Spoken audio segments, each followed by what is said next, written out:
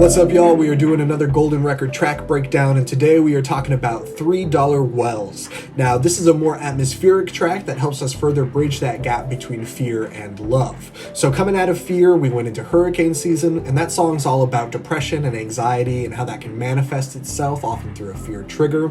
And so this one needed to be a bit closer to the love side of things, but still be somewhere in that fear spectrum. So the conversation that happens about halfway through the track is that fear of a relationship ending. And whether or not you choose to believe that fear doesn't change the fact that the fear is still there. So let's jump into Ableton and go ahead and start talking about the production on this one. Okay, now this one's going to be pretty bare bones compared to some of the other production we've looked at so far, but with it being a more atmospheric track, I thought it would make sense to start with the atmospheric folder. So in here we've got two different sound files that are playing different bar ambience, and that just come together to create a more full sound for what I was looking for. Then we have the conversation that happens about halfway through the song, and a couple pieces of traffic. So let's listen to the ambience just on its own. It's nothing too crazy. Bar ambience, we'll listen to them individually.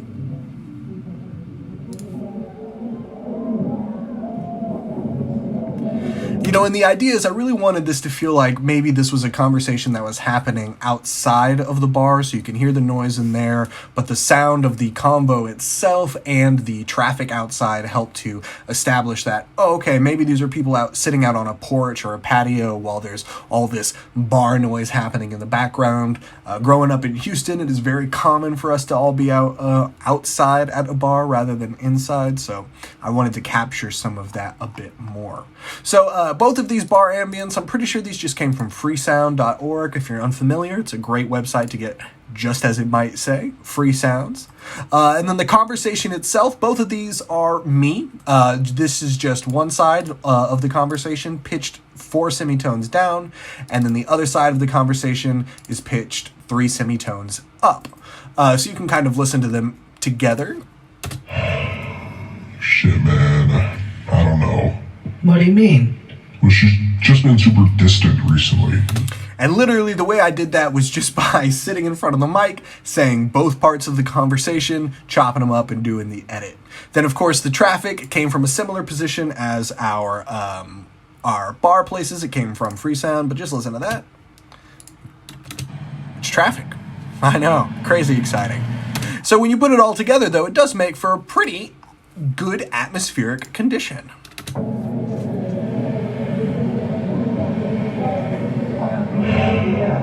Shit, man. I don't know. What do you mean? Well, she's just been super distant recently. In what way? Okay, so like at rehearsal the other night, she barely interacted with me at all. You can see it sounds like you're hearing a conversation at a bar.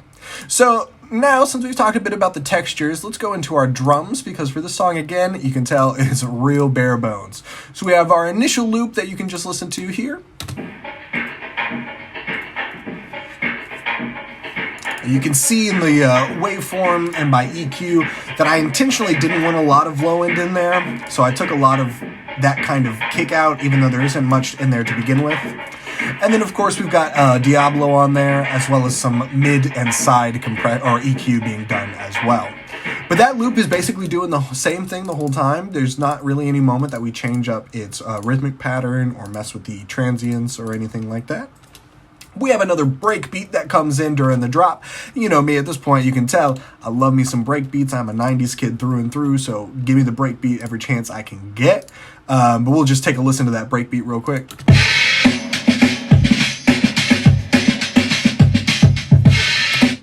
Real classic, real simple style, but very effective when coupled with the main drum loop. So we'll just listen to both drums together.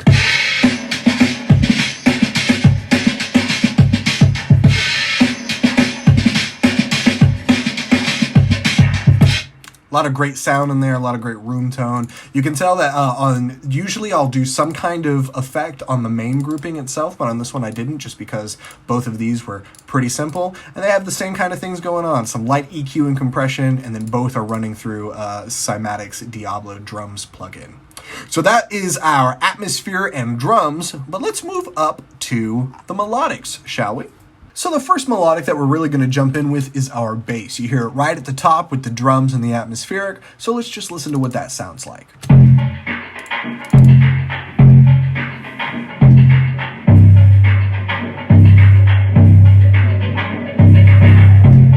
Just on its own.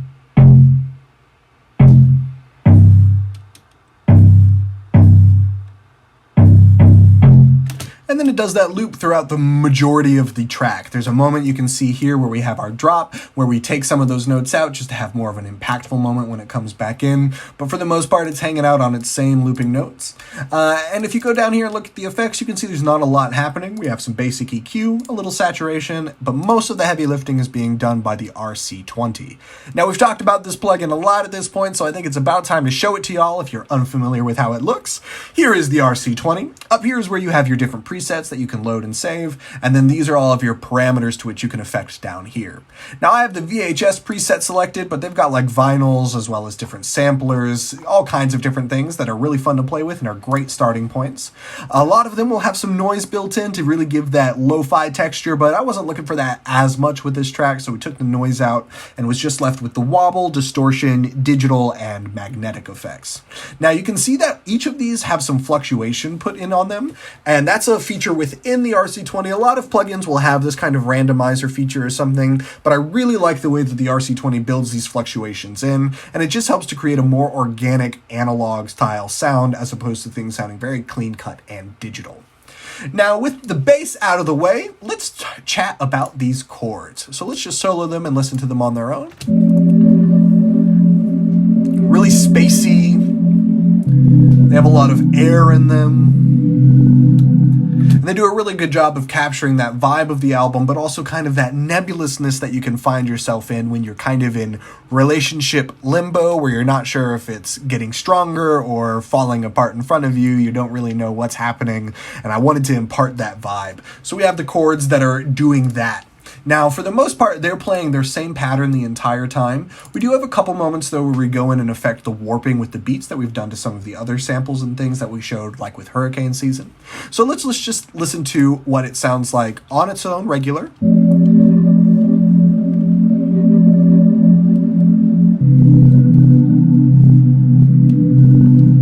And then with the warping, hear those little chops. And that's just set to preserve at 16th notes, and we've gone a bit with the transient envelope, getting it to about 60. So some noise is still being let through, but it's certainly not the full scope of the audio spectrum. Now, the biggest reason I do that is just some ear candy. It's to keep you all on your toes, keep your audience on your toes. There's something that we talk about a lot in theater, and me coming from a theater background, that's regularly in my head. But you never want your audience to get ahead of you, especially in comedies. Think about, you never want someone to know the punchline of a joke before you say it. So if you can think about it that way, keeping your audience on your toes, keeping them prepared, never letting them know what your punchline is going to be before you get it out. And that's just going to help make a more exciting listening experience on the audience side of things. A good way to sort of think about listening to your tracks is if you can go through and just listen to the instrumental, let's say, in a vocal track from top to bottom, and the instrumental is exciting enough to be its own standalone thing, you'll probably be pretty safe going in and adding lyrics without having to do too much more to that track to make it compelling. But sometimes you'll hear songs where there will be someone rapping over a beat or something, and that beat's the exact same the entire time. And if the rapping isn't too well done, it can get kind of boring. So that's all that is to say, is that's why we like these ear candies and things like that. So in the keys, and this is where a lot of our melodic stuff is happening, we have this soft piano, 3 different textures that are mostly happening on similar beats and with similar sounds, as well as the synth lead, and then we have these vox, vocal effects as well being played. So let's start with our soft piano, since that's the first one up here.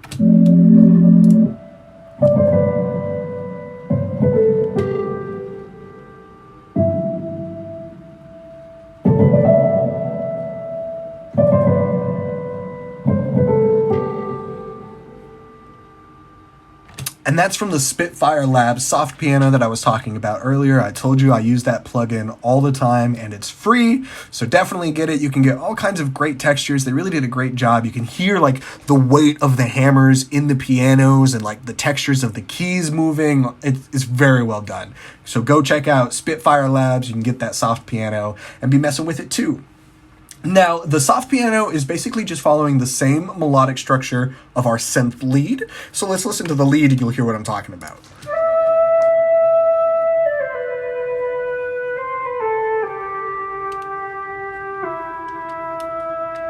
See, we'll listen to the piano again.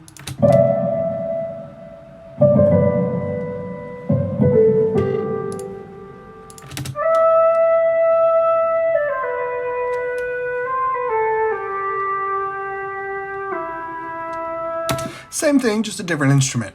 And this again is to help enforce this idea of, okay, cool, you're going to get a little something here, we're going to give it to you again at the end, but then in the middle, we're going to change it up a bit so you've been introduced to that melody line, but we're going to give it to you in a different way further in the song. So let's talk about the textures. Now, texture 1 and texture 3 are basically following on the exact same beats, you can see, but texture 2 follows on the offbeat between them. And this accomplishes a couple of things. One is a little more interesting. Again, it's all about that ear candy. But 2, it early establishes this idea of a conversation, a bit of this side, a bit of that side. You can see I've got the first texture keyed panned a bit to the left, the second one a bit to the right, just 20 or so. And I didn't want it dramatic, but it helps to establish this conversational aspect that we will then later get when we get to the full conversation. It's also done similarly, little to the left, little to the right. So let's listen to these textures all together. You can hear texture 1.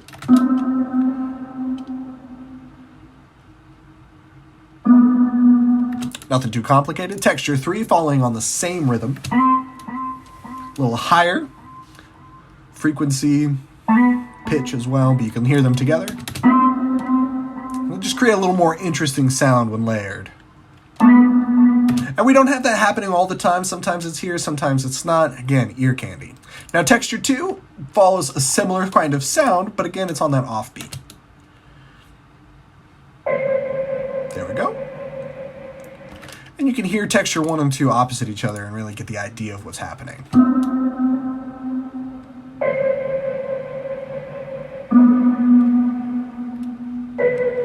And one's low, one's high, just like with the conversation. We have this one, 4 semitones down, the low, and then 3 semitones up for the higher section of the conversation.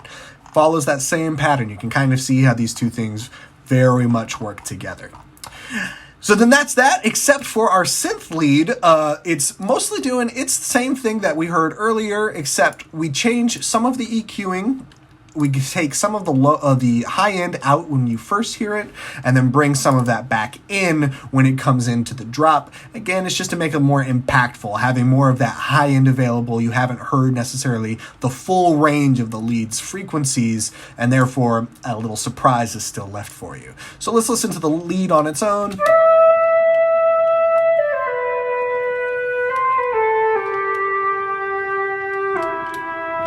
Now you see how here we've got all these different chops, and each one of these is going to have a slightly different parameter when it comes to the transient envelope, and that's to give you some really interesting rhythmic breakups. So you can hear, we'll play just the last, 2 bars of the unaffected lead, and then we'll go into some of this breakup and you can hear the difference.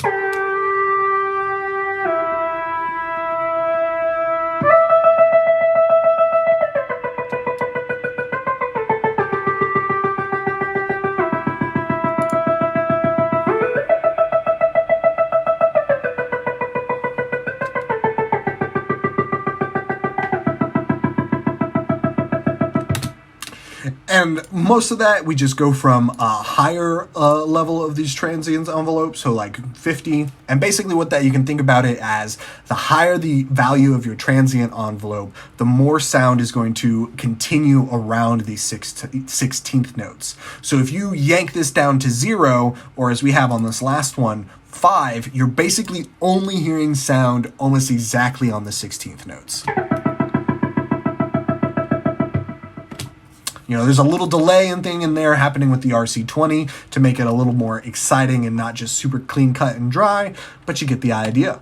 So let's go ahead and listen to all of these components all together. We'll come out of the conversation, go into our little drop. You can hear the drum break come in, the synth lead, check out what the textures and that Vox are doing all together. Well, I wouldn't worry too much about it. I mean, she just made that post about y'all. I'm sure it'll be fine.